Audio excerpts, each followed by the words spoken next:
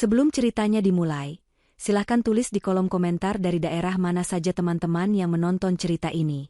Jangan lupa like dan subscribe agar channel ini bisa semakin berkembang dan bisa mempersembahkan cerita yang lebih menarik lagi. Langit-langit ballroom hotel bintang mulia berkilauan, memantulkan ribuan cahaya dari lampu kristal raksasa yang menggantung agung di tengah ruangan. Orkestra memainkan alunan musik klasik yang lembut, menyatu dengan aroma parfum mahal dan bunga lili segar yang menghiasi setiap sudut. Malam ini adalah puncak perayaan, sebuah monumen kemewahan yang sengaja diciptakan suamiku, Rusdi, untuk merayakan ulang tahun pernikahan kami yang ke-7.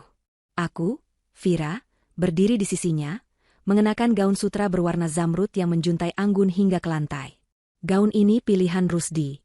Semua ini adalah pilihan Rusdi.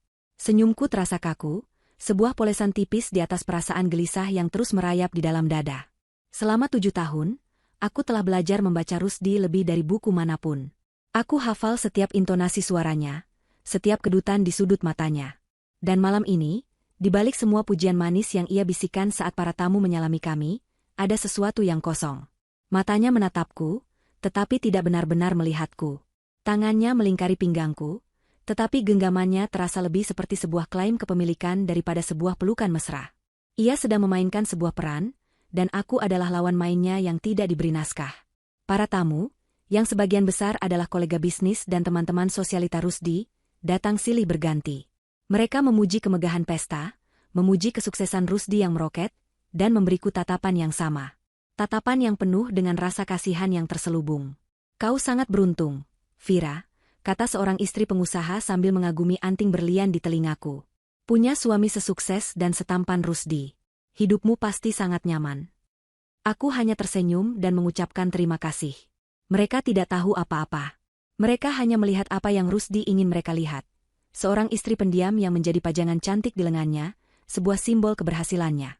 Mereka tidak pernah tahu bahwa ide-ide cemerlang yang membawa perusahaan Rusdi ke puncak, strategi bisnis yang melumpuhkan para pesaingnya, semua itu lahir dari diskusi panjang di ruang kerja kami hingga larut malam. Lahir dari pikiranku. Pandanganku berkeliling, menyapu lautan wajah-wajah yang tersenyum palsu, dan berhenti pada satu sosok. Aml, sekretaris pribadi Rusdi. Ia berdiri di dekat pilar marmer, gaun merahnya yang ketat tampak mencolok di antara warna-warna gaun lain yang lebih kalem. Matanya menatap lurus ke arah panggung, ke arah kami, dengan seulas senyum kemenangan yang tidak ia coba sembunyikan. Saat pandangan kami bertemu, ia tidak membuang muka. Sebaliknya, ia sedikit mengangkat gelas sampanyenya ke arahku, sebuah gestur penghinaan yang begitu kentara. Aku tidak membalasnya. Aku hanya menarik napas dalam-dalam, menguatkan diri. Aku sudah tahu tentang mereka sejak 6 bulan lalu. Aku bukan wanita bodoh yang buta. Aku adalah wanita sabar yang sedang menunggu waktu yang tepat. "Sayang, kau melamun?" Suara Rusdi membuyarkan pikiranku. Ia menatapku dengan kening berkerut, seolah-olah ia benar-benar peduli. "Hanya mengagumi pesta yang kau siapkan." "Ini luar biasa, Mas," jawabku lembut, memainkan peranku dengan sempurna. "Tentu saja. Tidak ada yang biasa untuk istriku tercinta," katanya, cukup keras agar orang-orang di sekitar kami bisa mendengar. Ia kemudian mengecup keningku, sebuah pertunjukan kasih sayang yang terasa dingin di kulitku. Acara puncak malam itu pun tiba. Lampu ballroom sedikit diredupkan, menyisakan sorotan cahaya yang terpusat pada kami berdua. Para pelayan mendorong keluar sebuah kue ulang tahun raksasa, terdiri dari 7 tingkat yang dihiasi dengan mawar gula dan kristal yang bisa dimakan. Di puncaknya, tulisan, "Selama 7 tahun bersama, Rusdi Vira," terukir indah. Semua orang bertepuk tangan. Rusdi membimbingku naik ke panggung kecil yang telah disiapkan, tangannya memegang mikrofon. "Selamat malam semuanya," sapanya dengan suara yang berwibawa dan penuh pesona. "Terima kasih telah hadir untuk merayakan hari yang sangat spesial bagi saya dan istri saya tercinta, Vira." Ia menatapku, dan untuk sesaat, aku hampir tertipu oleh tatapan penuh cinta yang ia pasang. 7 tahun. Bukan waktu yang singkat. Selama 7 tahun ini, Vira telah menjadi sauh dalam hidupku. Ia adalah inspirasi di balik setiap kerja kerasku. Wanita hebat di balik kesuksesan seorang pria, bukan begitu? Para tamu tertawa dan bertepuk tangan setuju. Aku hanya berdiri diam, membiarkan cahaya lampu sorot menerpa wajahku, membiarkan kebohongan-kebohongan itu menggema di seluruh ruangan. Aku tahu apa yang akan terjadi selanjutnya. Aku telah mempersiapkan diriku untuk badai ini. Vira adalah wanita terbaik yang pernah kukenal. lanjutnya, suaranya sedikit bergetar, seolah menahan haru. Ia sabar, ia penurut, ia selalu ada di rumah menantiku. Ia memberiku kedamaian yang kubutuhkan setelah hari yang panjang dan melelahkan di kantor. Untuk itu, aku ingin memberikan penghormatan terbesar untuknya malam ini. Ia memberi isyarat padaku untuk meniup lilin-lilin di atas kue. Aku melakukannya, dan sekali lagi, tepuk tangan membahana. Setelah kue dipotong dan dibagikan, Rusdi kembali memegang mikrofon. Ia terdiam sejenak, membiarkan suasana kembali hening.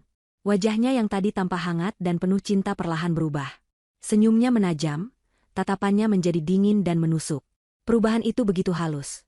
Mungkin tidak disadari oleh para tamu, tapi bagiku, itu seperti lonceng gereja yang berdentang di tengah malam yang sunyi.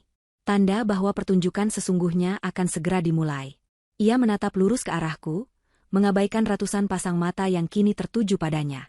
Udara di sekelilingku terasa berat, seolah semua oksigen telah tersedot keluar dari ruangan. Orkestra berhenti bermain. Keheningan yang tercipta begitu pekat dan menegangkan.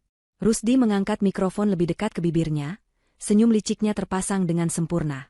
Malam ini begitu sempurna, katanya dengan suara yang pelan namun jelas, setiap katanya terdengar di seluruh penjuru ballroom yang senyap. Sempurna untuk sebuah perayaan. Dan sempurna untuk sebuah pengumuman terakhir. Karena malam ini bukan hanya perayaan 7 tahun pernikahan kami, tapi juga perayaan hari terakhirnya. Hening. Kata-kata itu menggantung di udara seperti awan badai yang siap pecah. Ratusan tamu yang tadinya tersenyum kini membeku, ekspresi mereka berubah dari kekaguman menjadi kebingungan total. Bisikan-bisikan mulai terdengar seperti desisan ular, menyebar dari satu meja ke meja lain. Apa maksudnya? Apa dia salah bicara? Aku bisa merasakan tatapan semua orang tertuju padaku, mencari reaksi, mencari tanda-tanda kehancuran. Mereka pasti mengharapkan aku menangis, berteriak, atau bahkan pingsan. Tapi aku hanya berdiri di sana. Tenang. Punggungku tegak lurus, daguku sedikit terangkat. Aku menatap balik ke arah Rusdi, suamiku, pria yang baru saja melemparkan granat ke tengah-tengah pesta yang ia ciptakan sendiri. Topeng menawan Rusdi kini telah benar-benar lepas. Wajahnya yang tersisa adalah wajah seorang tiran yang menikmati kekuasaannya. Seorang pria yang begitu arogan hingga ia mengubah momen paling pribadinya menjadi sebuah tontonan publik untuk memuaskan egonya. Kalian tidak salah dengar, lanjut Rusdi, suaranya kini mengeras, memecah keheningan yang canggung. Selama 7 tahun, saya telah menjalankan peran sebagai suami yang baik. Saya memberikan Vira kehidupan yang bahkan tidak pernah ia impikan. Rumah mewah, mobil, perhiasan, semua yang ia inginkan. Tapi semua itu ada harganya. Harga yang harus saya bayar adalah ambisi saya sendiri. Ia mulai berjalan mondar-mandir di atas panggung, seperti seorang aktor yang sedang menyampaikan monolog puncaknya. Saya adalah seorang visioner. Saya membangun kerajaan bisnis dari nol. Saya terbang tinggi, dan saya butuh seorang pendamping yang bisa terbang bersama saya. Bukan sebuah pemberat yang harus saya seret kemana-mana. Kata-katanya tajam. Setiap suku katanya dirancang untuk menghinaku, untuk merendahkanku di depan semua orang yang selama ini menghormatinya. Aku bisa melihat beberapa tamu wanita menatapku dengan iba, sementara para pria, teman-teman dekat Rusdi, mulai menunjukkan senyum tipis di wajah mereka. Mereka mengerti sekarang. Ini adalah pertunjukan kekuatan. Vira adalah wanita desa yang baik hati, katanya lagi, nadanya merendahkan. Tapi dunia kita berbeda. Dunianya adalah dapur dan taman. Duniaku adalah ruang rapat dewan direksi dan jet pribadi. Ia tidak bisa mengimbangiku lagi. Ia telah menjadi beban. Dan malam ini, saya memutuskan untuk melepaskan beban itu. Tiba-tiba, seorang pria berjas rapi, yang kutahu adalah pengacara Rusdi, berjalan mendekati panggung dan menyerahkan sebuah map kulit kepada Rusdi. Rusdi membukanya dengan gerakan teatrikal dan mengeluarkan beberapa lembar kertas. Surat cerai. Di depan kalian semua sebagai saksi, saya, Rusdi Wiratama, ingin menceraikan istri saya, Vira Anindita, ucapnya dengan lantang dan tegas. Pada saat itulah, tepuk tangan pertama terdengar. Pelakunya adalah Bayu, sahabat terdekat Rusdi sekaligus mitra bisnisnya. Tepukan itu seolah memecah mantra, dan beberapa teman Rusdi yang lain ikut bertepuk tangan. Sorakan-sorakan kecil mulai terdengar. Akhirnya kau bebas, kawan, teriak seseorang. Selamat atas kebebasanmu, Rusdi. Penghinaan ini begitu sempurna, begitu terencana. Rusdi tidak hanya menceraikanku, ia memastikan aku pergi tanpa harga diri sedikitpun. Ia ingin semua orang melihatku sebagai istri tak berguna yang dibuang oleh suaminya yang brilian. Ia ingin aku hancur. Rusdi turun dari panggung dan berjalan ke arahku.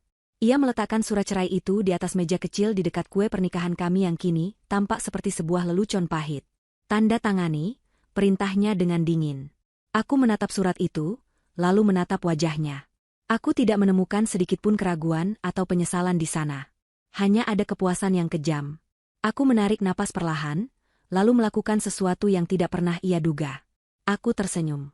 Bukan senyum sedih atau senyum terpaksa, melainkan senyum yang tulus dan tenang. Aku sudah menantikan momen ini, kataku dengan suara yang jelas, cukup untuk didengar olehnya dan beberapa orang terdekat.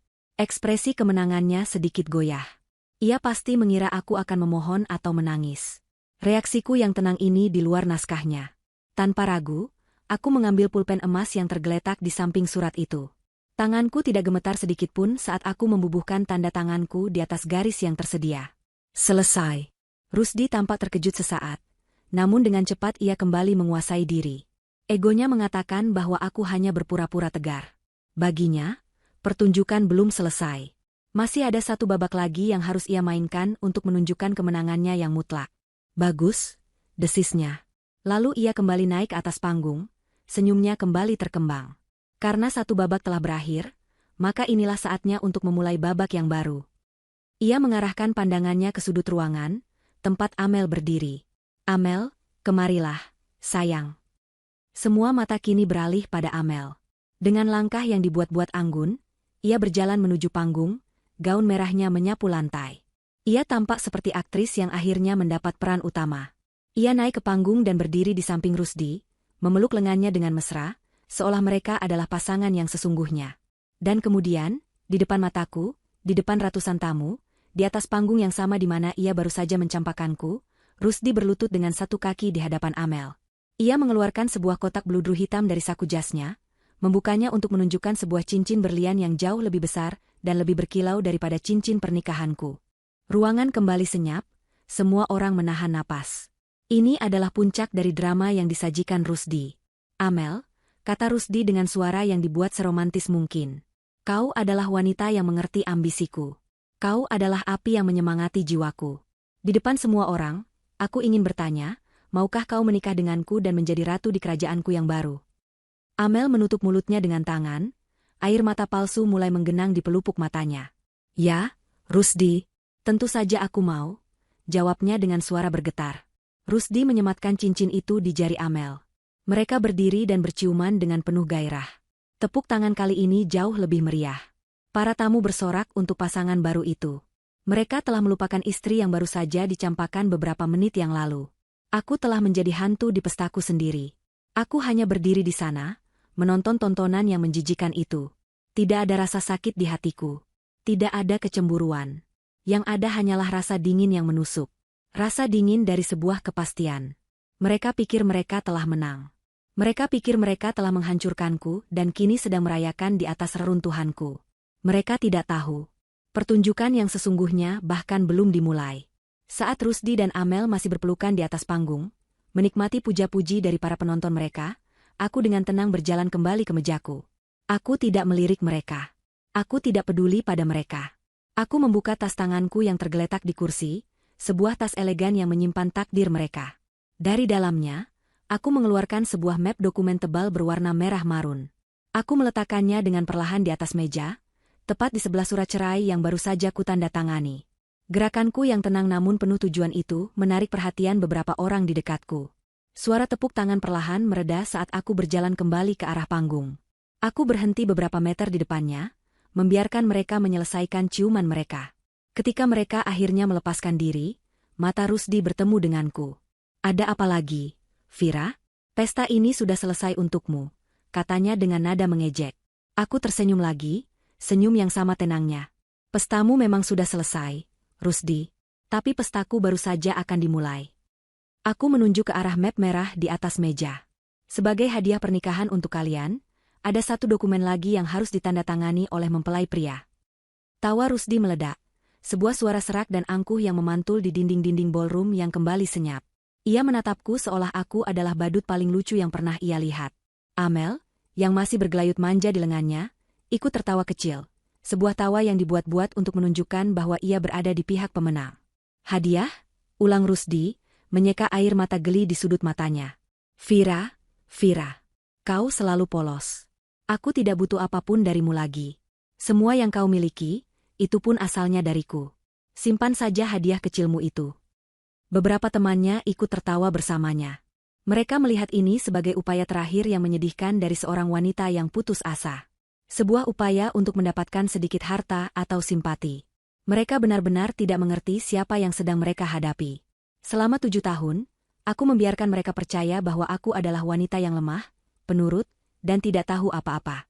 Sebuah peran yang kumainkan dengan sangat baik, hingga aku sendiri hampir lupa pada kekuatan yang kusimpan di dalam diriku. Aku bersikeras. Rusdi, kataku, suaraku tetap datar, tanpa emosi. Anggap saja ini sebagai formalitas terakhir. Tanda terima kasihku untuk 7 tahun pelajaran berharga yang telah kau berikan. Ucapanku yang tenang itu entah kenapa berhasil menghentikan tawanya. Ada sesuatu dalam nada bicaraku, sesuatu yang tidak ia kenali, yang membuatnya ragu. Ia menatapku lekat-lekat, mencoba mencari celah, mencari tanda-tanda air mata atau kemarahan yang tersembunyi. Tapi ia tidak menemukan apa-apa. Yang ia lihat hanyalah ketenangan sedalam samudra. Dengan enggan, ia turun dari panggung, menarik Amel bersamanya. Baiklah, mari kita lihat drama apalagi yang ingin kau buat. Ia berjalan ke meja dengan langkah angkuh, mengambil map merah itu dengan kasar. Ia membukanya tanpa minat, mengharapkan melihat tuntutan harta gonogini atau daftar aset yang ingin kubagi. Aku memperhatikannya dengan saksama. Aku memperhatikan setiap perubahan kecil di wajahnya. Awalnya, alisnya terangkat dengan ekspresi bosan.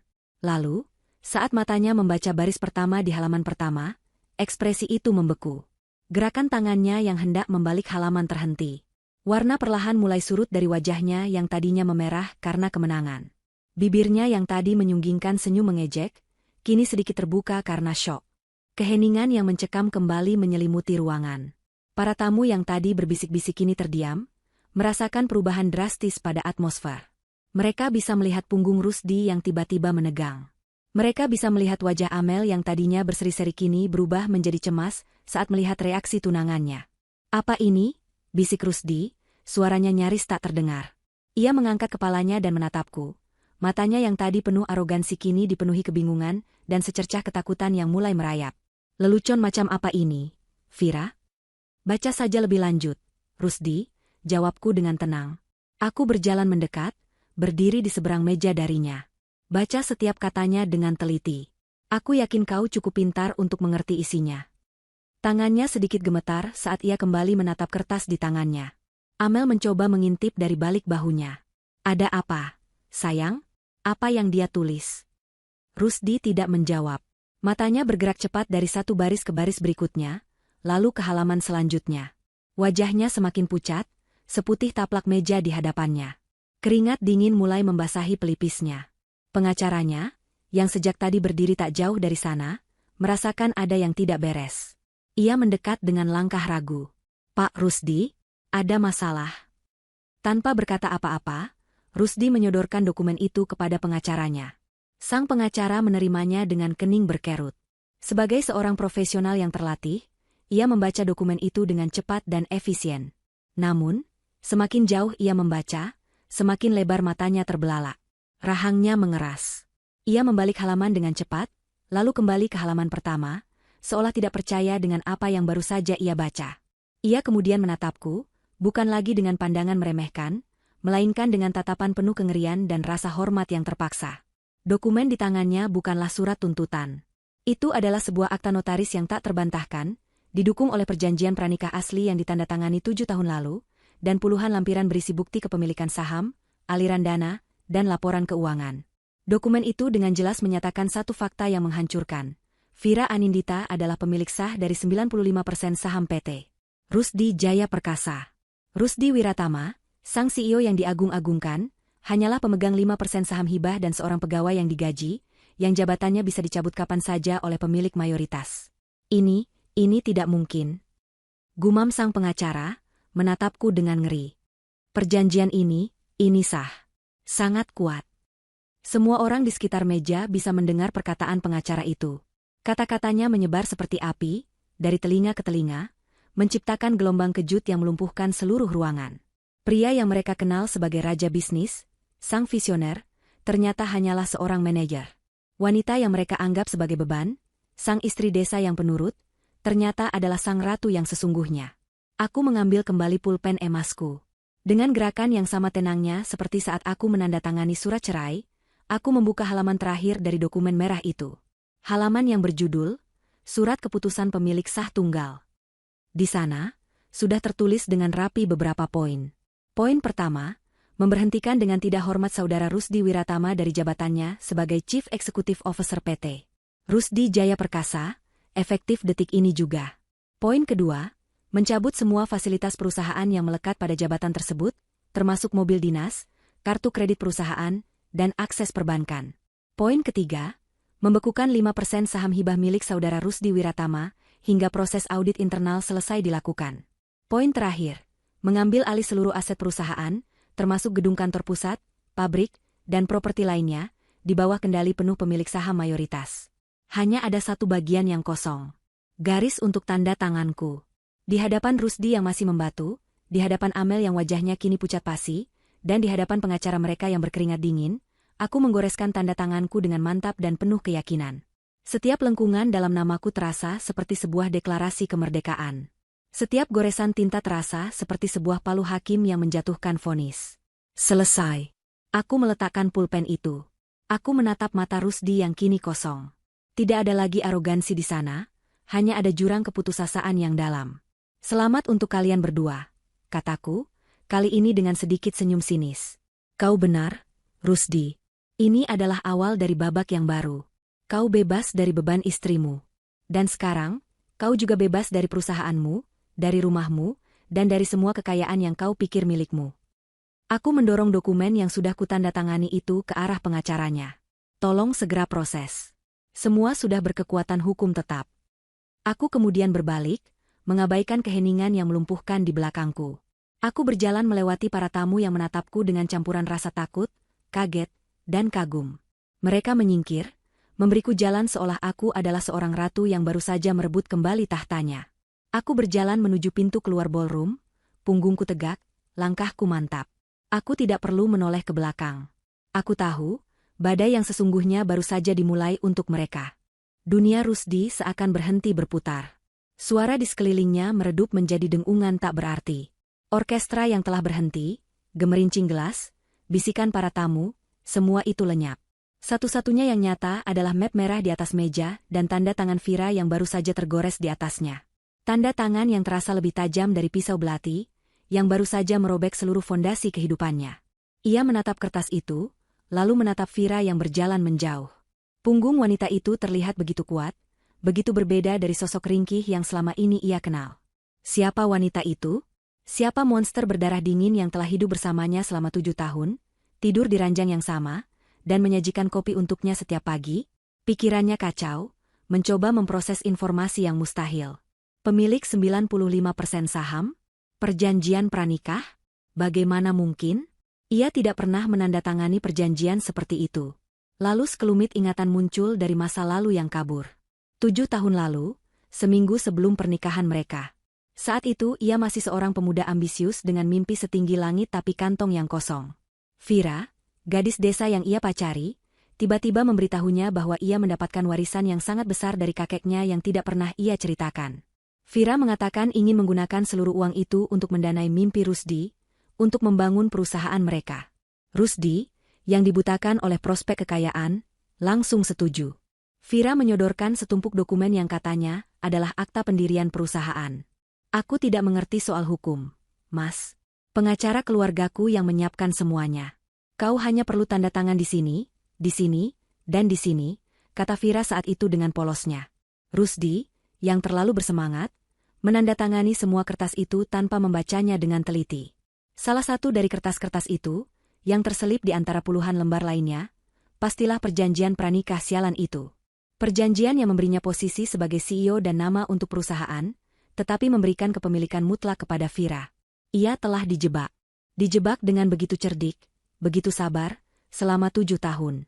Vira telah memberinya tali, dan ia dengan bodohnya menggunakan tali itu untuk membuat jerat di lehernya sendiri. Semua kerja kerasnya, semua negosiasi yang ia menangkan, semua koneksi yang ia bangun, semuanya ia lakukan di atas panggung yang ternyata milik Vira. Ia hanyalah seorang aktor utama yang mengira dirinya adalah sutradara. Tidak, tidak, teriaknya, suaranya pecah. Ia menyapu dokumen itu dari atas meja hingga berhamburan di lantai. Ini bohong. Ini pemalsuan. Pengacaranya dengan cepat memunguti kertas-kertas itu. Pak Rusdi, tenang, Pak. Saya sudah melihatnya. Tanda tangan Bapak asli. Meterainya sah. Semuanya terdaftar di notaris yang sangat kredibel. Kita tidak bisa melawannya. Dokumen ini kedap hukum. Setiap kata dari pengacaranya adalah paku yang menancap di peti matinya. Kedap hukum. Artinya, tidak ada celah. Tidak ada jalan keluar. Ia kalah. Kalah telak. Amel, yang sejak tadi membeku di sampingnya, akhirnya tersadar dari syoknya. Wajahnya yang cantik kini dipenuhi kepanikan. Kerajaan yang dijanjikan Rusdi padanya ternyata hanyalah istana pasir yang kini tersapu ombak. Cincin berlian di jarinya yang tadinya terasa seperti tiket menuju surga, kini terasa panas membakar. Pria yang ia puja sebagai dewa kekayaan, kini berdiri di hadapannya sebagai seorang pecundang. Jadi semua ini bohong? Desis Amel, matanya menatap Rusdi dengan tajam. Mobil mewahmu? Rumah di puncak bukit? Semuanya bukan milikmu? Rusdi tidak bisa menjawab. Mulutnya terasa kering. Ia hanya bisa menatap Amel dengan tatapan memohon, berharap wanita itu akan memberinya sedikit kekuatan. Tapi yang ia lihat di mata Amel bukanlah cinta atau simpati. Yang ia lihat adalah kalkulasi. Perhitungan untung rugi. Dan saat ini, Rusdi adalah investasi yang gagal total. Jadi kau melamarku dengan cincin yang bahkan bukan kau yang membayarnya? Lanjut Amel, suaranya semakin tinggi, menarik perhatian semua orang yang tersisa. Kau pikir aku mau menikah dengan seorang gembel? Dengan gerakan cepat dan marah, Amel menarik cincin berlian itu dari jarinya. Cincin itu terasa sulit dilepaskan, seolah takdir sedang mengejeknya. Setelah sedikit usaha, cincin itu akhirnya terlepas. Tanpa ragu, ia melemparkan cincin itu tepat ke wajah Rusdi. Logam dingin dan berlian yang tajam itu menggores pipinya, meninggalkan bekas merah kecil. Sakitnya tidak seberapa dibandingkan dengan rasa malu yang menghantamnya. Aku tidak mau menikah dengan pecundang miskin sepertimu, jerit Amel. Ia kemudian berbalik, gaun merahnya berkibar saat ia berlari menerobos kerumunan, meninggalkan Rusdi yang termangu di tengah kehancurannya. Dunia Rusdi runtuh untuk kedua kalinya dalam 10 menit. Diceraikan oleh istri yang ia anggap bodoh, dan dicampakkan oleh selingkuhan yang ia puja.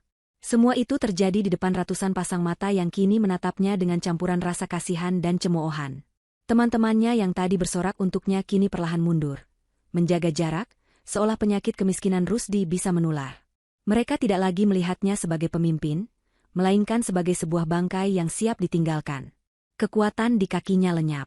Ia jatuh berlutut di antara kertas-kertas yang berserakan di lantai, kertas-kertas yang menjadi bukti kebodohannya. Kepalanya tertunduk. Semua yang telah ia bangun, semua yang ia banggakan, hancur lebur menjadi debu dalam satu malam. Pesta perayaan kebebasannya telah berubah menjadi upacara pemakamannya sendiri.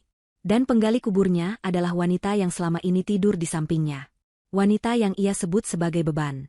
Vira. 7 tahun yang lalu, Vira Anindita adalah seorang gadis sederhana dengan pikiran yang tajam dan hati yang tulus.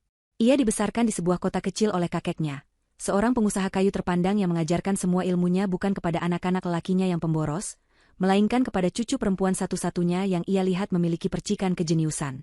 Sejak kecil, Vira sudah terbiasa dengan laporan keuangan, strategi pasar, dan negosiasi bisnis.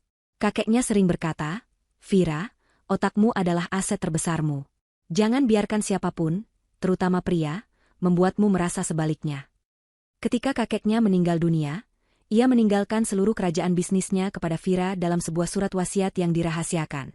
Vira, yang saat itu baru berusia 22 tahun, mendadak menjadi seorang pewaris yang sangat kaya. Namun, ia memilih untuk tetap hidup sederhana, menyembunyikan kekayaannya di balik serangkaian perusahaan induk dan wali amanat yang rumit, dikelola oleh tim pengacara kepercayaan kakeknya. Ia tidak haus akan kemewahan, ia hanya ingin menemukan kebahagiaan yang tulus. Saat itulah ia bertemu Rusdi. Rusdi adalah seorang pemuda karismatik dari Jakarta, seorang sarjana ekonomi dengan semangat menyala-nyala dan ambisi yang meluap-luap, namun tidak memiliki modal sepeser pun. Vira jatuh cinta pada mimpinya, pada energinya yang seolah tak terbatas. Ia melihat potensi besar dalam diri Rusdi, tetapi ia juga melihat kerapuhan egonya. Rusdi adalah tipe pria yang harus merasa menjadi pemimpin, yang harus merasa menjadi pihak yang lebih kuat. Dengan naif, Vira percaya bahwa jika ia memberikan Rusdi segalanya untuk mewujudkan mimpinya, Rusdi akan mencintainya dengan tulus. Ia pikir, dengan menyembunyikan kekayaan dan kecerdasannya, ia bisa mendapatkan cinta yang murni, bukan cinta karena harta. Maka, ia pun menyusun sebuah rencana. Ia mendekati Rusdi dengan sebuah cerita rekaan tentang warisan yang baru saja ia terima, jumlah yang ia sebutkan cukup besar untuk memulai bisnis, tetapi tidak terlalu besar hingga membuat Rusdi curiga. Bersama tim pengacaranya, Vira menyusun sebuah kerangka perusahaan yang sempurna. Ia menciptakan PT Arga Jaya Perkasa, nama yang sengaja ia pilih untuk menyanjung ego Rusdi, dan menempatkan Rusdi di kursi CEO. Ia memberikan Rusdi ilusi kontrol penuh. Namun, di balik layar, setiap keputusan strategis, setiap analisis pasar, dan setiap inovasi produk berasal dari otaknya. Setiap malam, setelah Rusdi pulang dengan keluhan tentang betapa beratnya pekerjaannya, Vira akan dengan sabar mendengarkan. Lalu, dengan cara yang seolah-olah sambil lalu, ia akan memberikan ide-ide. Bagaimana kalau mencoba pasar di wilayah timur, Mas? Atau, aku tadi baca di internet, sepertinya teknologi A lebih efisien daripada teknologi B. Rusdi, dengan egonya yang besar, akan menyerap ide-ide itu dan keesokan harinya mempresentasikannya di ruang rapat seolah-olah itu adalah buah pemikirannya sendiri. Ia tidak pernah sadar bahwa wanita yang ia anggap hanya mengerti urusan dapur, sebenarnya adalah ketua dewan direksi tak terlihat yang mengarahkan setiap langkah perusahaannya. Vira membiarkannya. Kebahagiaannya saat itu cukup sederhana, melihat pria yang ia cintai sukses dan bahagia. Namun, seiring berjalannya waktu, kesuksesan mulai mengubah Rusdi. Ia menjadi sombong dan lupa daratan. Ia mulai memandang Vira bukan lagi sebagai pasangan, melainkan sebagai bagian dari masa lalunya yang sederhana, sesuatu yang harus ia sembunyikan. Ia mulai menyebut Vira, tidak selevel, dengannya di depan teman-temannya. Vira mendengar semua itu, hatinya terluka, tetapi ia masih bertahan, berharap Rusdi akan sadar. Titik baliknya terjadi sekitar setahun yang lalu. Vira mulai menemukan bukti-bukti perselingkuhan. Awalnya hanya jejak lipstik di kemeja, lalu panggilan telepon misterius di tengah malam. Puncaknya adalah ketika ia secara tidak sengaja membuka laptop Rusdi dan menemukan email-email mesra antara suaminya dan sekretaris barunya, Amel. Bukan hanya pesan cinta, email itu juga berisi cemoohan mereka terhadap Vira. Mereka menyebutnya, si kampungan, pajangan rumah yang membosankan, dan beban yang harus segera disingkirkan. Saat itulah cinta di hati Vira mati. Yang tersisa hanyalah kekecewaan yang dingin dan amarah yang membeku. Kata-kata kakeknya kembali terngiang di benaknya, otakmu adalah aset terbesarmu. Jangan biarkan siapapun membuatmu merasa sebaliknya. Ia sadar, selama 7 tahun ini, ia telah mengkhianati dirinya sendiri dan ajaran kakeknya demi seorang pria yang tidak pantas. Malam itu juga, Vira menelepon pengacara keluarganya. Paman, aku ingin mengambil kembali semuanya, katanya dengan suara yang tenang namun penuh tekad. Selama 6 bulan berikutnya, Vira dan tim hukumnya bekerja dalam diam. Mereka mengumpulkan semua bukti, memperkuat setiap dokumen hukum, dan merencanakan setiap langkah dengan presisi seorang jenderal perang. Vira bahkan memasang kamera pengintai tersembunyi di kantor Rusdi, properti yang secara hukum adalah miliknya, dan mendapatkan rekaman-rekaman perselingkuhan Rusdi dan Amel yang tak terbantahkan. Ia tidak hanya merencanakan pengambil alihan perusahaan, ia merencanakan sebuah kejatuhan yang spektakuler, sebuah pelajaran yang tidak akan pernah Rusdi lupakan. Ketika Rusdi memberitahunya tentang rencana pesta ulang tahun pernikahan ke-7 yang megah, Vira tahu inilah panggung yang ia tunggu-tunggu. Panggung yang dibangun oleh Rusdi sendiri untuk menjadi tempat penghinaan bagi Vira, akan ia balikan menjadi panggung kehancurannya. Sebulan sebelum pesta, Vira bertemu untuk terakhir kalinya dengan pengacara utamanya di sebuah kafe yang tenang. Pengacara itu menyerahkan map merah yang berisi semua dokumen final. Semuanya sudah siap, Nona Vira, kata pengacara itu. Dokumen ini tak tergoyahkan. Anda hanya perlu memberinya cukup tali untuk menggantung dirinya sendiri. Vira menerima map itu. Saat itu, tidak ada lagi keraguan di hatinya. Wanita naif yang dulu rela mengorbankan segalanya demi cinta telah mati. Yang ada di hadapannya kini adalah Vira Anindita yang sesungguhnya. Seorang pewaris, seorang ahli strategi, seorang ratu yang siap merebut kembali mahkotanya yang telah lama ia titipkan pada orang yang salah. Kejatuhan mental Rusdi berlangsung cepat dan brutal. Setelah dicampakkan oleh Amel, ia tetap berlutut di lantai marmer yang dingin, dikelilingi oleh puing-puing harga dirinya. Para tamu yang tersisa kini menatapnya seperti menonton kecelakaan kereta api yang mengerikan. Mereka ngeri, tetapi tidak bisa memalingkan muka. Pria yang beberapa saat lalu berdiri di puncak dunia, dipuja dan dikagumi, kini hanyalah tontonan yang menyedihkan. Pengacaranya, Pak Tirtayasa, seorang pria parubaya yang selalu terlihat tenang, kini tampak panik. Ia berjongkok di samping Rusdi, mencoba menyentuh bahunya. "Pak Rusdi, ayo berdiri. Jangan seperti ini. Kita harus pergi dari sini." Tapi Rusdi tidak bergerak.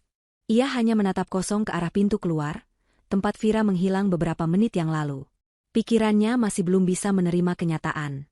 Ini pasti mimpi buruk. Sebentar lagi ia akan bangun di ranjangnya yang nyaman, dengan Vira yang sedang menyiapkan sarapan, dan semua ini tidak pernah terjadi. "Vira," bisiknya lirih, nama yang baru saja ia cemooh kini keluar dari bibirnya, seperti sebuah doa putus asa. Melihat kliennya tidak merespon, Pak Tirtayasa tahu ia harus mengambil alih.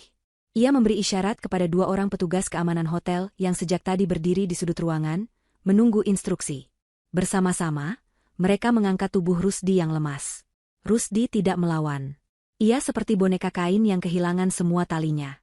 Saat mereka mulai membimbingnya keluar, melewati meja-meja yang tadinya penuh tawa, bisikan-bisikan sinis mulai terdengar jelas. "Kasihan sekali, ternyata dia tidak punya apa-apa. Makanya, jangan sombong. Roda itu berputar. Aku tidak menyangka Vira ternyata secerdas itu. Selama ini kita semua salah menilainya." Setiap kata adalah tamparan bagi Rusdi.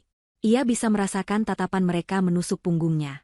Tatapan yang tadinya penuh hormat kini berganti menjadi campuran cemoohan dan rasa iba. Ia menundukkan kepalanya dalam-dalam, tidak sanggup melihat wajah-wajah yang dulu selalu ia buat terkesan. Bayu, sahabat yang pertama kali bertepuk tangan untuk kebebasannya, kini menghindarinya. Ia pura-pura sibuk dengan ponselnya saat Rusdi digiring melewatinya. Semua teman yang selalu menyanjungnya, yang selalu mendapatkan keuntungan dari koneksinya, kini berpaling muka. Dalam sekejap, ia menjadi paria. Di luar ballroom, udara malam yang sejuk terasa seperti tamparan di wajahnya. Kilatan lampu kamera dari beberapa wartawan infotainment yang entah bagaimana berhasil mencium berita besar ini menyambutnya. "Pak Rusdi, benarkah Anda bangkrut?" "Pak, bagaimana tanggapan Anda mengenai pengambil alihan perusahaan oleh istri Anda?" Pertanyaan-pertanyaan itu menghujaninya. Rusdi, yang biasanya lihai menghadapi media, kini hanya bisa terdiam. Wajahnya pucat di bawah sorotan lampu kilat. Pak Tirtayasa dan petugas keamanan dengan susah payah mendorong kerumunan wartawan, membuka jalan menuju lobi. "Taksi!" teriak Pak Tirtayasa kepada petugas valet. "Mobil Bapak di mana?" tanya petugas valet dengan bingung, tidak mengenali CEO yang biasanya datang dengan mobil sport terbaru. Dia tidak butuh mobilnya. "Cepat panggilkan taksi," bentak Pak Tirtayasa, frustrasinya memuncak. Saat sebuah taksi biru akhirnya datang, Rusdi didorong masuk ke kursi belakang. Ia hanya duduk diam, menatap kosong keluar jendela. Ia melihat bayangan hotel mewah tempat pestanya digelar, tempat di mana ia merencanakan kemenangannya. Ironisnya, tempat itu kini menjadi saksi bisu kejatuhannya yang paling memalukan. Di dalam taksi, pikirannya mulai bekerja, mencoba mencari jalan keluar.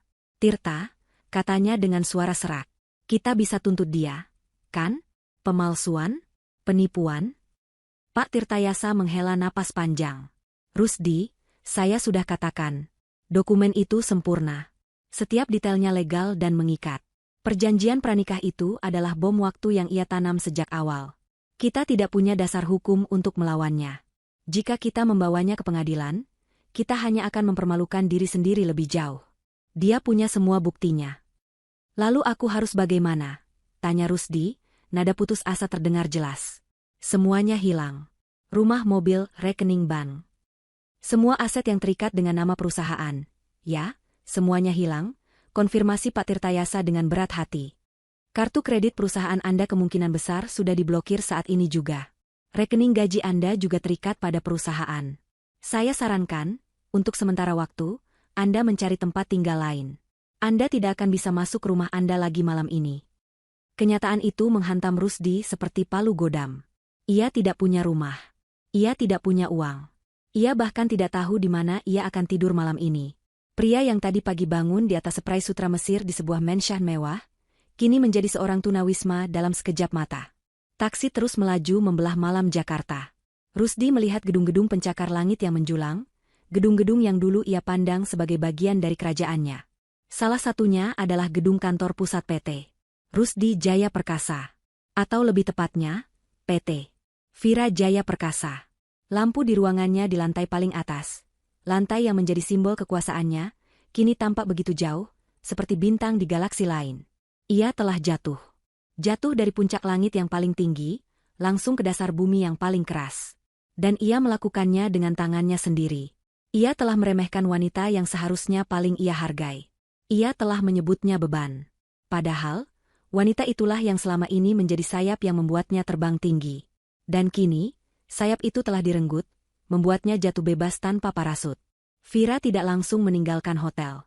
Sebaliknya, ia meminta manajer hotel untuk mengantarkannya ke sebuah lounge pribadi di lantai atas yang sudah ia pesan sebelumnya. Dari jendela besar di lounge itu, ia bisa melihat pemandangan lobi utama yang ramai di bawah.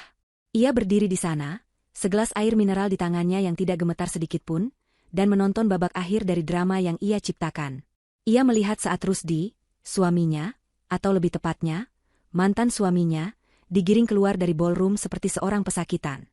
Ia melihat punggung pria itu yang biasanya tegap kini membungkuk kalah. Ia melihat kilatan lampu kamera wartawan yang menyambar-nyambar, merekam setiap detik kejatuhan Rusdi untuk dijadikan santapan publik keesokan harinya. Ia melihat saat Rusdi didorong masuk ke dalam sebuah taksi biasa, sebuah pemandangan yang begitu kontras dengan citra mewah yang selalu pria itu tampilkan. Tidak ada rasa kasihan di hatinya. Tidak ada juga rasa puas yang meluap-luap. Yang ia rasakan hanyalah sebuah kelegaan yang dingin dan tuntas. Seolah ia baru saja menyelesaikan sebuah operasi bedah yang rumit dan menyakitkan untuk mengangkat tumor ganas dari hidupnya. Prosesnya mengerikan, tetapi diperlukan untuk bisa sembuh. Setelah taksi yang membawa Rusdi menghilang di tikungan jalan, Vira berbalik dari jendela. Ia duduk di sofa kulit yang empuk, mengeluarkan ponselnya, dan membuat beberapa panggilan telepon. Panggilan pertama adalah kepada kepala tim keamanannya. Pak Joko, rencananya berjalan. Mohon pastikan Tuan Rusdi Wiratama tidak bisa lagi mengakses kediaman pribadi saya dimanapun. Ganti semua kunci dan kode akses malam ini juga. Barang-barang pribadinya tolong dikemasi dengan rapi ke dalam beberapa kotak. Kirimkan ke alamat kantor pengacaranya besok pagi. Panggilan kedua adalah kepada Direktur Keuangannya, seorang wanita parubaya yang sangat loyal kepadanya. Ibu Ratih, surat keputusan sudah saya tanda tangani. Efektif detik ini, blokir semua akses perbankan dan kartu kredit atas nama Rusdi Wiratama. Lakukan audit menyeluruh terhadap semua pengeluarannya selama setahun terakhir. Saya ingin laporan lengkap di meja saya lusa. Panggilan ketiga adalah kepada Kepala Bagian IT. Segera nonaktifkan semua akun email, akses server, dan kredensial digital milik Rusdi Wiratama dan sekretarisnya, Amelia Putri. Amankan semua data. Tidak boleh ada satu bait pun yang hilang atau dihapus. Setiap instruksi ia berikan dengan tenang, jelas, dan tanpa ragu. Ia tidak sedang menghancurkan, ia sedang mengambil kembali apa yang menjadi haknya. Ia sedang membersihkan rumahnya dari parasit yang telah menggerogotinya terlalu lama. Setelah semua panggilan selesai, Vira duduk dalam keheningan selama beberapa menit. Ia memejamkan matanya, membiarkan semua ketegangan yang ia tahan selama berbulan-bulan perlahan-lahan larut. Ia telah melakukannya. Ia telah memenangkan pertempuran. Namun, saat ia hendak berdiri untuk benar-benar pergi, pintu lounge tiba-tiba terbuka dengan kasar. Di ambang pintu, berdiri Rusdi. Wajahnya kacau, rambutnya yang biasanya tertata rapi kini acak-acakan. Matanya merah dan liar, dipenuhi keputusasaan. Entah bagaimana, ia berhasil lolos dari pengacaranya dan kembali masuk ke dalam hotel. Nalurinya menuntunnya ke satu-satunya orang yang bisa mengubah nasibnya. Vira, serunya, suaranya serak dan putus asa. Petugas keamanan yang berjaga di luar lounge segera bergerak untuk menahannya, tetapi Vira memberi isyarat dengan tangannya agar mereka mundur. Ia ingin menyelesaikan ini untuk selamanya. Rusdi terhuyung-huyung masuk ke dalam ruangan. Ia tidak lagi memiliki aura seorang CEO yang berkuasa. Yang berdiri di hadapan Vira kini, hanyalah seorang pria yang hancur. Ia berhenti beberapa langkah di depan Vira, napasnya tersengal-sengal. Kumohon jangan lakukan ini, bisiknya, suaranya bergetar. Aku minta maaf. Aku tahu aku salah. Aku hilaf, Vira. Aku dibutakan oleh kesuksesan, oleh Amel. Tapi aku bersumpah, aku masih mencintaimu. Vira hanya menatapnya tanpa ekspresi. Kata-kata cinta dari bibir pria itu kini terdengar seperti racun. Cinta? Apa kau tahu arti kata itu, Rusdi? Apa menghinaku di depan ratusan orang adalah caramu menunjukkan cinta? Atau melamar wanita lain di atas panggung pernikahan kita? Itu semua kesalahan. Sebuah kesalahan besar. Raungnya, air mata mulai mengalir di pipinya. Ia maju selangkah, tetapi Vira mengangkat tangannya, menghentikannya. Aku akan mencampakkan Amel. Aku akan melakukan apapun yang kau mau. Aku akan berubah. Beri aku satu kesempatan lagi, kumohon. Kesempatan? Vira tertawa kecil, tawa yang terdengar dingin dan tanpa humor. Aku memberimu 7 tahun kesempatan, Rusdi. 7 tahun. Dan kau menggunakan setiap detiknya untuk mengkhianatiku, meremehkanku, dan akhirnya mencoba menghancurkanku. Kesempatanmu sudah habis. Mendengar kata-kata final itu, kekuatan terakhir di tubuh Rusdi seolah lenyap. Ia jatuh berlutut di atas karpet tebal, pemandangan yang ironisnya sama persis seperti saat ia melamar Amel beberapa waktu lalu. Tapi kali ini, tidak ada cincin berlian, yang ada hanyalah penyesalan yang terlambat. Ia merangkak maju dan dengan putus asa memeluk kaki Vira, wajahnya basah oleh air mata. Jangan, Vira, jangan. Aku tidak punya apa-apa tanpamu. Isaknya, tubuhnya terguncang hebat. Perusahaan itu, hidupku, semuanya adalah kau. Aku baru sadar sekarang. Aku bodoh. Aku pria paling bodoh di dunia. Maafkan aku. Kumohon, sujud di kakimu, maafkan aku. Ia benar-benar bersujud, keningnya menyentuh sepatu Vira. Pemandangan seorang pria yang begitu sombong kini terpuruk begitu rendah seharusnya memuaskan hati Vira.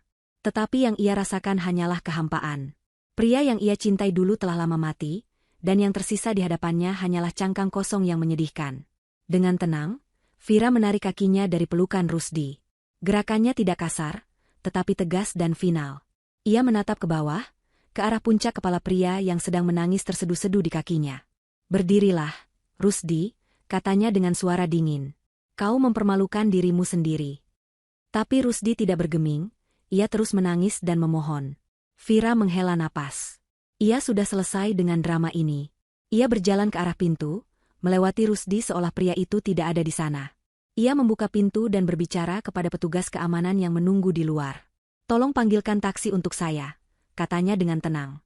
Lalu ia menoleh ke dalam ruangan, ke arah gundukan manusia yang masih bersujud di lantai.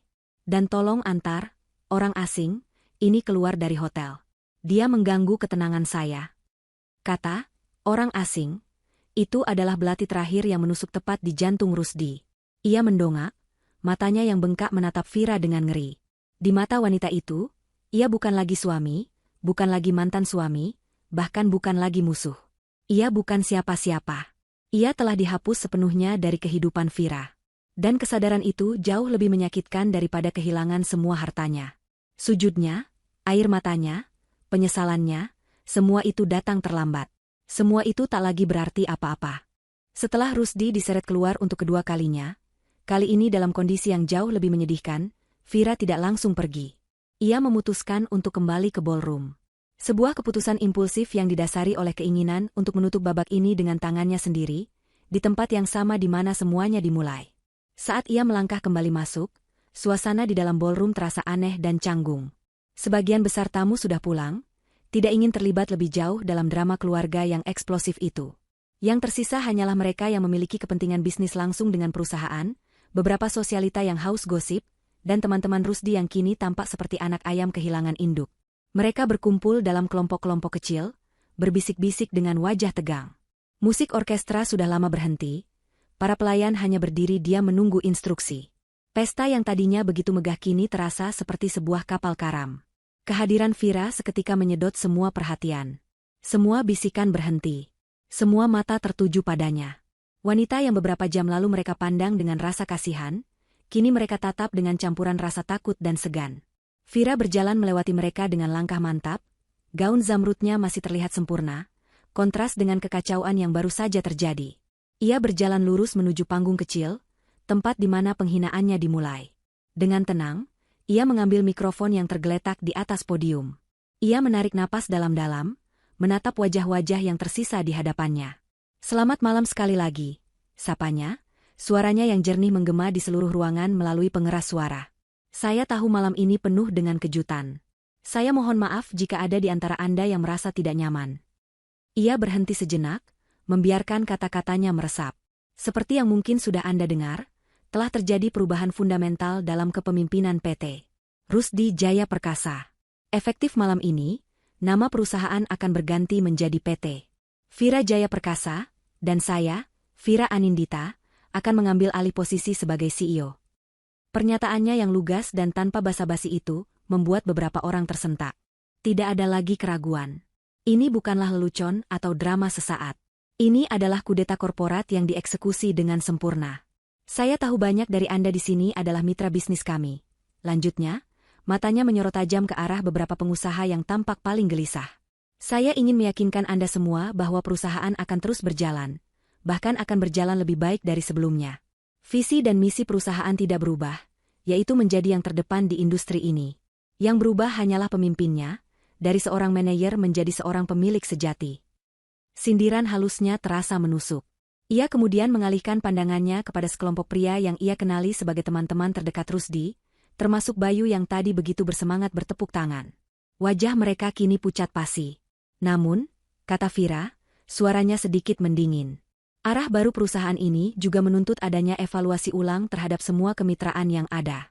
Saya percaya, sebuah bisnis yang sehat dibangun di atas fondasi integritas, loyalitas, dan rasa saling menghormati. 3 hal yang tampaknya langka malam ini. Bayu dan teman-temannya tampak menelan ludah. Mereka tahu kata-kata itu ditujukan untuk mereka. Bagi Anda yang tadi dengan begitu antusias merayakan kebebasan Tuan Arga, lanjut Vira, sengaja menggunakan nama yang salah untuk menunjukkan betapa tidak pentingnya Rusdi sekarang. Saya ucapkan selamat. Karena dengan semangat kebebasan yang sama, detik ini juga, semua kontrak dan proyek kerjasama antara perusahaan Anda dengan perusahaan saya, resmi saya bekukan untuk ditinjau ulang. Kepanikan seketika melanda kelompok itu. Membekukan kontrak berarti menghentikan aliran dana. Ditinjau ulang oleh pemimpin baru yang baru saja mereka hina secara tidak langsung, kemungkinan besar berarti pemutusan total. Ini adalah bencana finansial bagi mereka. Bayu mencoba menyelamatkan situasi, memberanikan diri maju beberapa langkah. Ibu Vira, mohon maaf. Tadi itu hanya kesalahpahaman. Kami. Kesalahpahaman? Potong Vira, matanya menatap Bayu dengan dingin. Saya melihatnya dengan sangat jelas, Tuan Bayu. Saya tahu siapa saja teman sejati perusahaan ini, dan siapa saja parasit yang hanya menumpang hidup dari kesuksesan orang lain. Dan saya tidak punya tempat untuk parasit di perusahaan saya. Kata-kata Vira begitu telak dan brutal, hingga Bayu hanya bisa mundur dengan wajah memerah karena malu dan takut. Vira kemudian tersenyum, senyum pertamanya yang tulus malam itu. Tapi jangan biarkan hal ini merusak malam Anda sepenuhnya. Pesta belum berakhir. Ia memberi isyarat kepada pemimpin orkestra. Musik, tolong. Alunan musik jazz yang lebih ceria mulai mengalun, menggantikan suasana tegang yang mencekam. Vira juga memberi isyarat kepada para pelayan. Tolong sajikan kembali minuman dan hidangan penutup terbaik yang kalian punya. Malam ini, kita tidak meratapi sebuah akhir. Kita merayakan sebuah awal yang baru. Ia mengangkat gelas sampanye yang baru saja disajikan oleh seorang pelayan. Saya ingin bersulang, katanya melalui mikrofon. Untuk PT Vira Jaya Perkasa. Untuk awal yang baru. Dan untuk karma, yang mungkin datang terlambat, tapi selalu datang tepat waktu. Beberapa mitra bisnis yang ingin menyelamatkan posisinya dengan cepat mengangkat gelas mereka dan bersorak. Untuk PT Vira Jaya Perkasa. Pesta yang tadinya merupakan panggung perceraian Rusdi, kini secara resmi telah berubah menjadi pesta kemenangan Vira. Ia turun dari panggung dan mulai berbaur dengan beberapa tamu penting, bukan lagi sebagai istri CEO yang pemalu, melainkan sebagai sang CEO itu sendiri. Ia mendiskusikan bisnis dengan percaya diri, menjabarkan visinya dengan jelas, dan menunjukkan kecerdasan yang selama ini ia sembunyikan. Orang-orang yang dulu meremehkannya kini mengerumuninya, mencoba merebut perhatiannya, memujinya dengan kata-kata yang sama palsunya seperti yang mereka berikan pada Rusdi tadi. Vira tahu itu, tetapi ia menerimanya sebagai bagian dari permainan. Permainan yang kini ia menangkan. 1 tahun berlalu sejak malam yang mengubah segalanya. Langit Jakarta masih sama sibuknya, gedung-gedung pencakar langit masih sama angkuhnya, tetapi peta kekuasaan di dunia bisnis telah digambar ulang secara dramatis. Nama Rusdi Wiratama yang dulu begitu berkibar kini telah lenyap, terkubur di bawah puing-puing reputasinya sendiri. Sebaliknya, nama Vira Anindita meroket menjadi fenomena. Di bawah kepemimpinan langsung Vira, PT Vira Jaya Perkasa mengalami transformasi total. Vira membuktikan dirinya bukan hanya seorang pemilik modal, tetapi seorang pemimpin visioner yang sesungguhnya. Ia memangkas birokrasi yang tidak efisien, membuang semua proyek gengsi yang hanya menghabiskan uang tanpa keuntungan jelas, proyek-proyek yang dulu dibanggakan Rusdi, dan menginvestasikan kembali dana perusahaan pada riset dan pengembangan. Ia juga merombak total budaya perusahaan, menciptakan lingkungan kerja yang menghargai kinerja dan integritas di atas sanjungan palsu. Keputusannya yang pertama dan paling disorot media adalah memecat hampir sepertiga dari jajaran manajer tingkat atas, termasuk Bayu dan semua teman dekat Rusdi yang ia sebut sebagai parasit. Langkah ini dianggap berani dan kejam, tetapi hasilnya berbicara sendiri. Dalam 6 bulan pertama, efisiensi perusahaan meningkat 30%. Pada akhir tahun pertama, laba bersih perusahaan melonjak hingga 2 kali lipat dibandingkan tahun terbaik di bawah kepemimpinan Rusdi. Vira menjadi buah bibir. Wajahnya yang elegan dan tatapannya yang tajam menghiasi sampul majalah-majalah bisnis terkemuka. Judul-judul seperti Sang Ratu di Balik Tahta, Kudeta Cerdas Vira Anindita, dan Wanita yang Membangun Kembali Kerajaannya menjadi berita utama. Ia sering diundang menjadi pembicara di berbagai seminar, berbagi wawasan bisnisnya yang brilian. Ia tidak lagi menyembunyikan kecerdasannya. Ia membiarkannya bersinar, dan dunia bisnis dibuat kagum olehnya. Sementara Vira terbang semakin tinggi, Rusdi jatuh semakin dalam. Kejatuhannya lebih cepat dan lebih brutal dari yang pernah ia bayangkan. Setelah malam pesta itu, ia mencoba mencari bantuan dari teman-teman dan kolega yang dulu selalu ada di sekelilingnya. Namun, pintu-pintu yang dulu selalu terbuka untuknya kini tertutup rapat. Tidak ada yang mau berurusan dengan pria yang telah dipermalukan secara publik dan menjadi musuh dari salah satu kekuatan baru di dunia bisnis. Namanya masuk daftar hitam. Tidak ada perusahaan besar yang mau merekrutnya. Ia mencoba memulai bisnis kecil-kecilan dengan sisa uang pribadi yang ia miliki, tetapi ia segera sadar bahwa ia tidak memiliki kemampuan apa-apa. Semua kesuksesannya di masa lalu ternyata dibangun di atas fondasi ide-ide Vira. Tanpa bisikan strategis dari Vira setiap malam, ia hanyalah seorang pria dengan ego besar dan kemampuan yang biasa-biasa saja. Bisnisnya bangkrut dalam beberapa bulan. Utang mulai menumpuk. Gaya hidup mewah yang telah mendarah daging membuatnya sulit beradaptasi. Apartemen sewaan yang kecil terasa seperti penjara. Makanan warteg terasa seperti siksaan. Ia terpaksa menjual jam tangan mewahnya, sisa-sisa terakhir dari kejayaannya, hanya untuk bertahan hidup. Tubuhnya yang dulu tegap dan terawat kini menjadi kurus dan kuyu. Wajahnya yang tampan dihiasi oleh kelelahan dan keputusasaan. Nasib Amel tidak jauh berbeda. Setelah meninggalkan Rusdi, ia pikir ia bisa dengan mudah mencari mangsa baru. Namun, berita tentang perannya dalam drama di pesta malam itu menyebar seperti api. Ia dicap sebagai wanita perebut suami orang yang materialistis. Tidak ada satupun pria kaya dan terhormat yang mau mendekatinya. Terlebih lagi, Vira secara diam-diam memastikan reputasi Amel hancur di dunia korporat. Dengan statusnya sebagai salah satu pengusaha paling berpengaruh, Vira hanya perlu menelepon beberapa rekannya untuk memastikan Amel tidak akan pernah lagi mendapatkan posisi sebagai sekretaris eksekutif di perusahaan manapun. Amel terpaksa mengambil pekerjaan-pekerjaan rendahan, dari resepsionis di klinik kecil hingga akhirnya menjadi pelayan kafe. Gajinya hanya cukup untuk membayar sewa kamar kos yang sempit. Suatu sore, saat sedang menjelajahi internet di sebuah warung internet murah, Rusdi melihat sebuah artikel yang membuatnya ingin menghancurkan layar monitor di hadapannya. Artikel itu menampilkan daftar 50 wanita paling berpengaruh di Asia, dan di urutan teratas, terpampang foto Vira yang sedang menerima sebuah penghargaan internasional di Singapura. Di foto itu, Vira tersenyum, senyum yang tulus, percaya diri, dan penuh kemenangan. Senyum yang tidak pernah Rusdi lihat selama mereka menikah. Di bawah artikel itu, ada sebuah tautan berita lama yang viral beberapa bulan sebelumnya. Dengan tangan gemetar, Rusdi mengkliknya. Judulnya menusuk tepat di jantungnya. Dulu CEO kini jadi OB, kisah kejatuhan tragis Rusdi Wiratama. Di dalamnya, ada sebuah foto buram yang diambil secara diam-diam, menunjukkan seorang pria yang sangat mirip dengannya sedang mengepel lantai di sebuah lobi gedung perkantoran. Berita itu memang benar. Setelah semua usahanya gagal, pekerjaan terakhir yang bisa ia dapatkan adalah sebagai petugas kebersihan, bekerja di shift malam agar tidak ada yang mengenalinya. Roda kehidupan telah berputar dengan begitu sempurna dan begitu kejam. Pria yang dulu memiliki gedung pencakar langit, kini menghabiskan malam-malamnya membersihkan kotoran di lantai gedung milik orang lain. Karma telah menagih hutangnya sampai lunas.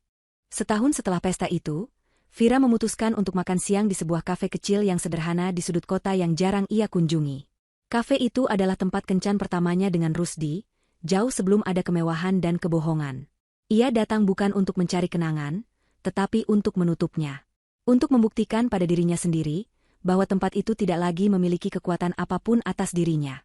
Ia duduk di dekat jendela, memesan kopi hitam seperti biasa. Suasana kafe cukup ramai. Saat ia sedang menikmati kopinya, seorang pelayan yang tampak gugup dan terburu-buru tanpa sengaja menyenggol mejanya, menumpahkan sedikit air putih ke lengan blazernya yang mahal. "Maaf, Bu, maafkan saya," kata pelayan itu dengan panik, tangannya gemetar saat mencoba membersihkan tumpahan air dengan serbet. "Tidak apa-apa, hanya air," jawab Vira dengan tenang. Ia mendongakkan kepalanya untuk tersenyum pada pelayan itu, dan pada saat itulah dunianya berhenti sejenak. Pelayan itu adalah Amel. Wajah Amel yang tadinya panik berubah menjadi pucat pasi seperti mayat. Riasan tebalnya tidak bisa menyembunyikan lingkaran hitam di bawah matanya dan garis-garis kelelahan di wajahnya. Seragam pelayannya yang sedikit kusam tampak begitu kontras dengan gaun merah mewah yang ia kenakan di pesta malam itu. Ia menatap Vira dengan mulut sedikit terbuka, campuran rasa takut, malu, dan kebencian berputar di matanya. Ia seperti tikus yang terpojok, bertemu langsung dengan elang yang telah mencabut sayapnya. Vira hanya menatapnya selama beberapa detik. Tidak ada kemarahan dalam tatapan Vira. Tidak ada rasa puas. Yang ada hanyalah tatapan kosong, seolah ia sedang melihat seorang orang asing yang tidak penting. Tanpa berkata apa-apa lagi, Vira mengalihkan pandangannya kembali keluar jendela, menganggap insiden itu tidak pernah terjadi. Bagi Vira, Amel bahkan tidak layak mendapatkan reaksinya. Penghinaan terbesar bukanlah amarah, melainkan ketidakpedulian mutlak. Amel, yang merasa lebih terhina oleh ketidakpedulian itu daripada jika Vira memakinya, segera mundur dengan wajah memerah dan menghilang ke arah dapur. Setelah menyelesaikan kopinya, Vira merasa sudah cukup. Ia meletakkan beberapa lembar uang 100 ribuan di atas meja, jumlah yang jauh lebih besar dari harga pesanannya, lalu bangkit dan berjalan menuju pintu keluar. Saat itulah takdir memutuskan untuk memainkan babak terakhirnya yang paling ironis. Pintu toilet pria yang berada di dekat pintu keluar terbuka, dan seorang petugas kebersihan melangkah keluar membawa ember dan alat pel. Seragam birunya yang lusuh, tampak kebesaran di tubuhnya yang kurus. Wajahnya tertunduk, menatap lantai yang harus ia bersihkan. Saat ia mengangkat kepalanya untuk melihat siapa yang akan lewat, matanya bertemu dengan mata Vira. Petugas kebersihan itu adalah Rusdi. Waktu seakan membeku. Di lorong sempit sebuah kafe sederhana, 3 tokoh utama dari drama 1 tahun lalu bertemu kembali dalam posisi yang tak pernah terbayangkan.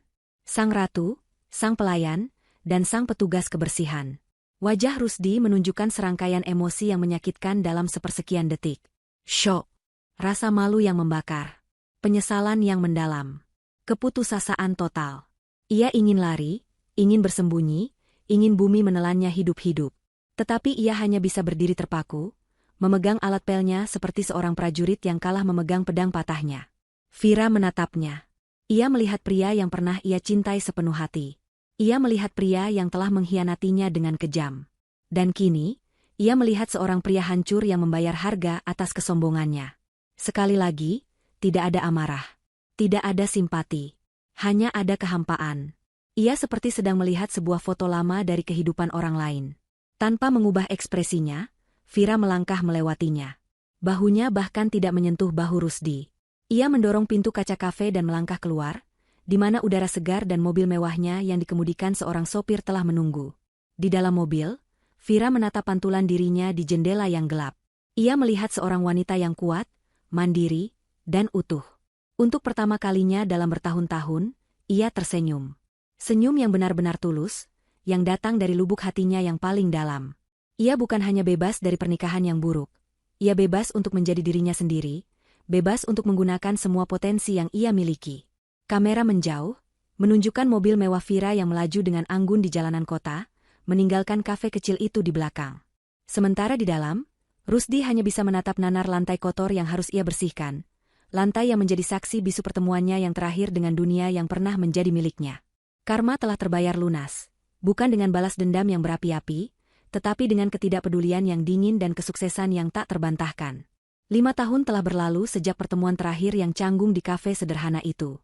5 tahun adalah waktu yang singkat dalam perputaran bumi, tetapi bisa menjadi sebuah keabadian yang memisahkan takdir manusia. Bagi Vira, Rusdi, dan Amel, 5 tahun telah menciptakan sebuah jurang yang tak mungkin lagi terseberangi, mengubah gema dari masa lalu menjadi bisikan yang nyaris tak terdengar. Dunia Vira Anindita kini terbentang luas di bawah langit global. PT Vira Jaya Perkasa tidak lagi hanya menjadi raksasa nasional, tetapi telah menjelma menjadi pemain penting di panggung internasional.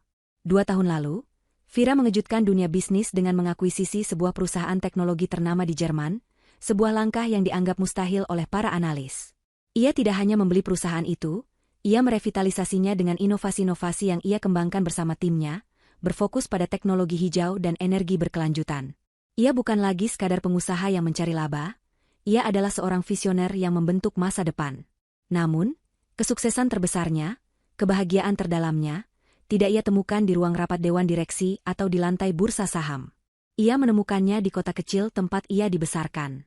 Dengan sebagian besar kekayaannya, ia mendirikan Yayasan Anindita, sebuah organisasi nirlaba yang didedikasikan untuk pendidikan dan kesehatan di daerah-daerah terpencil, sebuah penghormatan abadi untuk kakeknya. Hari ini, Vira berdiri di atas panggung sederhana yang didirikan di halaman sebuah rumah sakit baru yang megah. Rumah sakit itu adalah proyek terbaru yayasannya, dilengkapi dengan peralatan medis paling canggih dan menyediakan layanan gratis bagi warga yang tidak mampu. Ia tidak lagi mengenakan gaun sutra zamrud yang menjadi saksi bisu malam kelam itu. Ia mengenakan blus batik yang simpel namun elegan, rambutnya tergerai sederhana, senyumnya hangat dan tulus saat menatap ratusan warga desa yang datang untuk merayakan peresmian. Di sisinya berdiri Pak Tirtayasa, mantan pengacara Rusdi. Ironisnya, setelah menyaksikan integritas dan kejeniusan Vira, pengacara kawakan itu mengundurkan diri dari firma lamanya dan menawarkan jasanya kepada Vira. Selama 5 tahun terakhir, ia telah menjadi penasihat hukum sekaligus orang kepercayaan Vira yang paling setia. Pidato yang luar biasa, Bu Vira, bisik Pak Tirtayasa setelah Vira selesai berbicara dan turun dari panggung diiringi tepuk tangan meriah. Saya hanya mengatakan yang sebenarnya, Pak, jawab Vira sambil menerima seikat bunga dari seorang gadis kecil. Ini bukan tentang saya. Ini tentang mereka. Ini adalah warisan kakek yang sesungguhnya. Saat acara peresmian berlanjut dengan pemotongan pita dan doa bersama, pikiran Vira sejenak melayang. Ia teringat pada pria yang pernah menjadi pusat dunianya. Rusdi. Nama itu tidak lagi membawa rasa sakit, amarah, ataupun benci. Yang tersisa hanyalah kehampaan, seperti mengingat nama teman sekelas di sekolah dasar yang sudah lama terlupakan. Pria itu adalah sebuah pelajaran. Pelajaran paling mahal dan paling berharga dalam hidupnya. Ia mengajarkan Vira tentang pengkhianatan, tentang kekuatan tersembunyi dalam dirinya, dan yang terpenting, tentang pentingnya tidak pernah lagi meredupkan cahayanya sendiri demi orang lain. Pernikahan itu bukanlah sebuah kegagalan, melainkan sebuah kawah candra di muka yang membakarnya, menghancurkannya, lalu membentuknya kembali menjadi baja yang tak terpatahkan. Ia telah memaafkan Rusdi, bukan karena pria itu pantas mendapatkannya, tetapi karena Vira pantas mendapatkan kedamaian. Di sudut lain Jakarta, di sebuah kamar kos pengap berukuran 3x4 meter, Rusdi Wiratama terbangun oleh dering alarm ponselnya yang murah. Cahaya matahari sore yang kotor menyusup melalui celah ventilasi, menerangi ruangan yang berantakan. Bau mie instan semalam masih menguar di udara. Sudah 5 tahun, dan setiap hari terasa sama. Setelah dipecat dari pekerjaan sebagai petugas kebersihan, karena ketahuan tertidur saat jam kerja, hidup Rusdi semakin terpuruk. Ia berpindah dari satu pekerjaan serabutan ke pekerjaan lainnya. Kuli angkut di pasar, tukang parkir liar, hingga kini menjadi pengemudi ojek online. Penghasilannya hanya cukup untuk membayar sewa kamar dan makan sekali sehari. Tubuhnya yang dulu atletis kini bungkuk karena kelelahan. Wajahnya yang dulu dipuja kaum hawa kini tirus, dan dihiasi kerutan-kerutan pahit yang membuatnya tampak 10 tahun lebih tua. Ia tidak lagi memiliki teman. Tidak ada lagi sanjungan. Ia hanyalah satu dari jutaan wajah anonim yang berjuang di kerasnya jalanan ibu kota. Malam itu, saat sedang menunggu orderan di pangkalan ojek, ia membuka ponselnya untuk membunuh waktu. Sebuah portal berita menampilkan artikel utama, Vira Anindita resmikan rumah sakit gratis di kampung halamannya. Di sana, terpampang foto Vira yang sedang tersenyum, dikelilingi oleh anak-anak yang menatapnya dengan penuh kekaguman. Napas Rusdi tercekat. Setiap kali ia melihat berita tentang Vira, dan itu sangat sering, rasa penyesalan yang sama akan menghantamnya seperti gelombang tsunami. Bukan hanya uang yang ia sesali. Bukan hanya kemewahan. Yang paling menghancurkannya adalah kesadaran akan apa yang telah ia buang. Ia membuang seorang wanita brilian yang mencintainya dengan tulus. Ia membuang kesempatan untuk membangun sebuah dinasti bersama, bukan di atas kebohongan, tetapi di atas kemitraan yang sejati. Ia ingat malam-malam ketika Vira memberinya ide-ide bisnis yang cemerlang, yang ia klaim sebagai miliknya. Ia ingat kesabaran Vira saat menghadapi egonya yang rapuh. Ia ingat semuanya. Dan kesadaran bahwa ia memiliki segalanya di genggamannya, lalu dengan bodohnya menghancurkannya dengan tangannya sendiri, adalah siksaan abadi yang harus ia jalani setiap hari. Ia melihat foto Vira di ponselnya, sang ratu di atas tahtanya, lalu ia menatap pantulan dirinya di layar yang gelap, seorang pengemudi ojek yang kesepian. Ia tidak lagi marah pada Vira. Ia hanya marah pada kebodohannya sendiri. Ia tertawa, tawa kering dan putus asa yang bergetar di tenggorokannya, sebelum akhirnya berubah menjadi isak tangis tertahan yang sunyi. Sementara itu, beberapa kilometer dari pangkalan ojek Rusdi, Amel sedang menyelesaikan shift kerjanya di sebuah kedai kopi 24 jam. Pukul 11 malam. Kakinya terasa pegal, punggungnya sakit. Wajahnya yang dulu selalu terawat kini tampak kusam di bawah cahaya lampu neon. Kecantikannya telah memudar, terkikis oleh kerja keras dan kekecewaan yang tak berujung. Setelah dipecat dari pekerjaan pelayan kafe, nasib Amel tidak membaik. Cap sebagai pelakor membuatnya sulit mendapatkan pekerjaan yang layak. Ia berakhir di kedai kopi ini, bekerja dengan gaji di bawah upah minimum, melayani pelanggan yang seringkali tidak sopan. Saat sedang membersihkan meja terakhir, matanya menangkap siaran berita di televisi kecil yang tergantung di sudut kedai. Berita yang sama. Vira Anindita, sang dermawati, sang pahlawan. Amel membeku, tangannya yang memegang lap kotor berhenti bergerak. Berbeda dengan Rusdi yang merasakan penyesalan mendalam, reaksi Amel adalah campuran dari iri hati yang pekat dan kebencian yang tak berdaya. Ia melihat Vira, wanita yang pernah ia hina, kini dipuja oleh dunia. Ia melihat kehidupan yang seharusnya menjadi miliknya.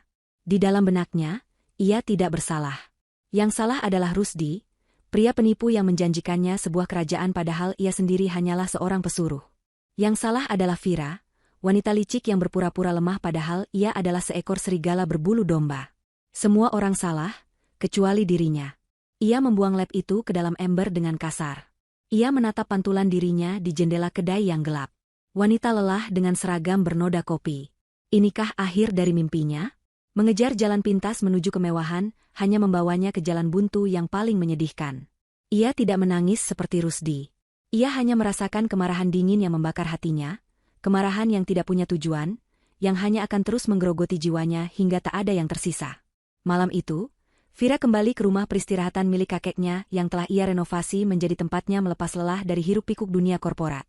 Ia berdiri di beranda belakang yang luas, menatap hamparan sawah yang diterangi cahaya bulan. Udara malam yang sejuk terasa damai. Ia tidak lagi memikirkan Rusdi ataupun Amel.